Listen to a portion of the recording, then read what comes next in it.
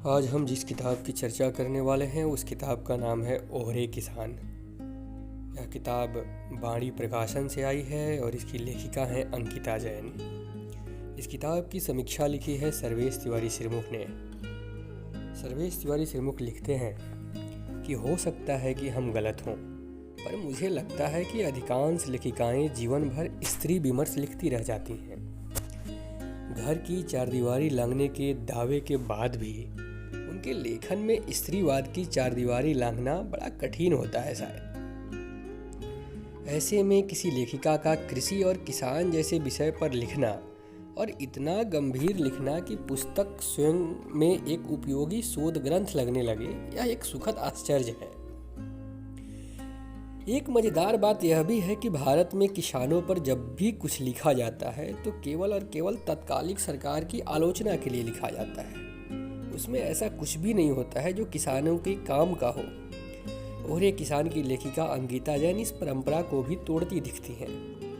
यह किताब उनके लिए भी है जो किसानों की पीड़ा और उसका मूल कारण समझना चाहते हैं, और उनके लिए भी बहुत उपयोगी है जो किसानी करते हैं या करना चाहते हैं।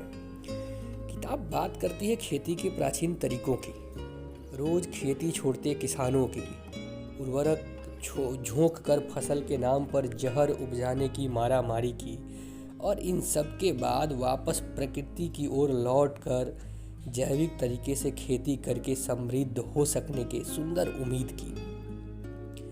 इन विषयों पर लेखिका जिस तरह से आश्चर्यजनक तथ्यों के साथ बात करती हैं, उसे देखकर लगता है कि यह किताब कई वर्षों के कठिन अनुसंधान का नतीजा है। इसके लिए उनका एक सैल्यूट तो बनता ही है। अंकिता जैन स्वयं किसान हैं और पिछले कई वर्षों से आधुनिक जैविक खेती से जुड़ी हुई हैं। शायद इसलिए इतने जटिल विषय पर लिख पाई हैं।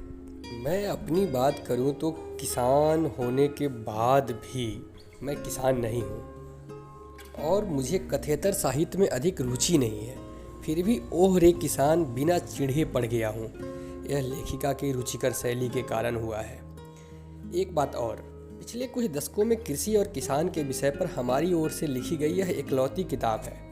शायद हमारी ओर से का अर्थ तो आप समझ ही रहे होंगे।